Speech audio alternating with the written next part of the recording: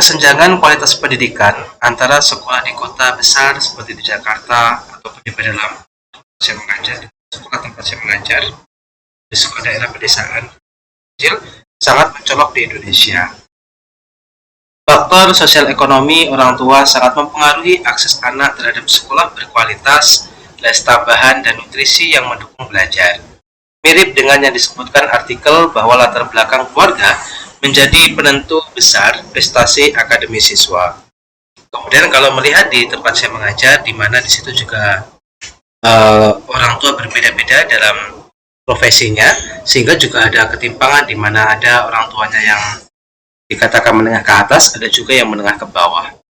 Kemudian yang kedua adalah reformasi program dukungan untuk mahasiswa, seperti sistem beasiswa dan keringanan biaya untuk mahasiswa dari latar belakang yang berpenghasilan rendah.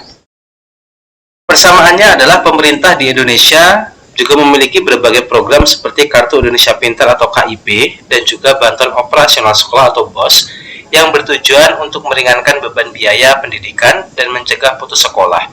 Ini sejalan dengan reformasi program dukungan yang dibahas untuk mahasiswa, tetapi di Indonesia diterapkan sejak jenjang pendidikan dasar dan menengah. Sama halnya dengan di tempat saya mengajar di SD Nurul Islam Paramarta, kami juga mengadakan sebuah program dukungan untuk siswa kami, yaitu dengan dukungan beasiswa prestasi dan beasiswa tahfiz. Apabila kami ada siswa yang mencapai target dalam hafalan tahfiz Qur'annya, maka dia akan mendapatkan beasiswa untuk di sekolah saya. Kemudian ketika ada siswa yang berprestasi dalam ajang yang diselenggarakan oleh Kemendikbud, maka siswa tersebut juga akan mendapatkan keringanan dalam membayar biaya pendidikan atau SPP.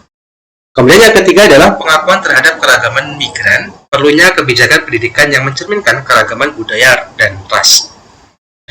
Bersamaan hal ini, tentu di Indonesia ini adalah negara yang beragam suku, budaya, dan juga agama. Isu tentang pengakuan keragaman ini juga muncul, misalnya dalam hal muatan kurikulum lokal, pemahaman antar suku, dan inklusivitas bagi siswa dari latar belakang yang berbeda. Meski konteks migrasinya tidak sebesar di Amerika Serikat ataupun di Eropa, prinsip untuk mengakui dan mengelola keragaman tetap relevan.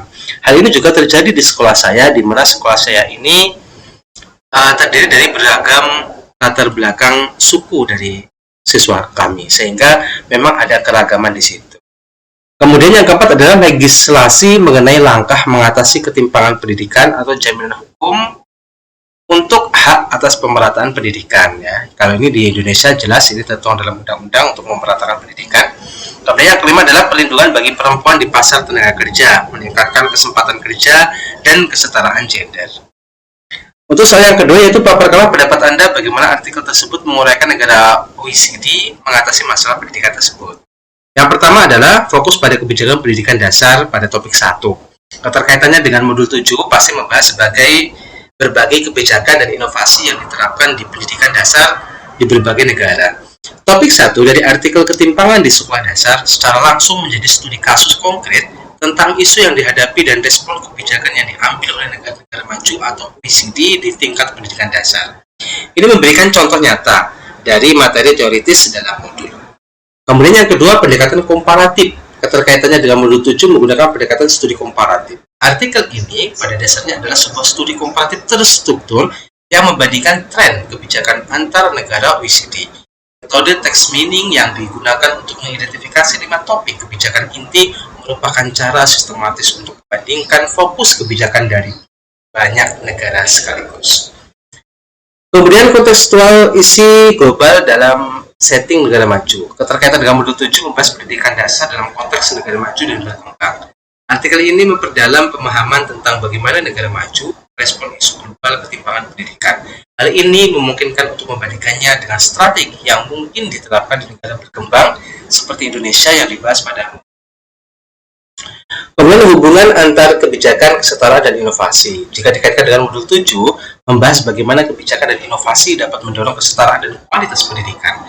Artikel ini memperkuat konsep tersebut dengan menunjukkan bahwa negara-negara OECD tidak hanya mengatasi ketimpangan melalui program bantuan langsung, tetapi juga melalui inovasi kebijakan seperti legislasi, pendekatan terhadap keragaman, dan keterkaitan dengan pasar tenaga kerja.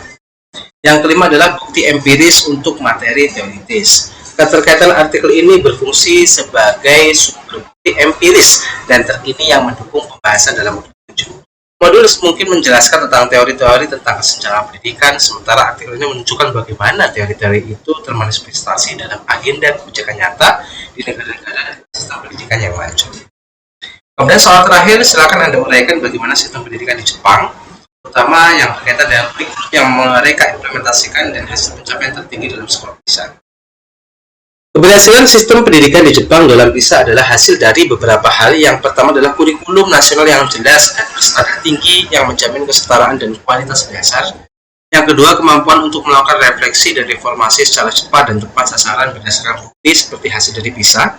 Yang ketiga, fokus pada pengembangan kompetensi yang lebih tinggi seperti berpikir kritis, pemecahan masalah ataupun komunikasi ataupun mengadu 4C, bukan sekedar pengetahuan faktual melalui strategi seperti peningkatan aktivitas verbal dan pembelajaran terpadu.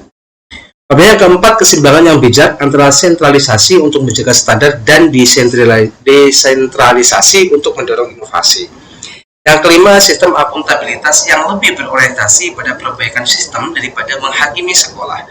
Dengan kata lain, Jepang tidak hanya mengajar untuk PISA, tetapi mereka menggunakan PISA sebagai cermin untuk mengidentifikasi kelemahan mendasar dalam kurikulum mereka, lalu melakukan reformasi sistematis untuk membangun kompetensi abad ke-21 yang pada akhirnya tercermin dalam peningkatan skor PISA. Baik, itu saja Ibu dosen yang dapat saya sampaikan pada diskusi 9 ini. Saya akhiri. Assalamualaikum warahmatullahi wabarakatuh.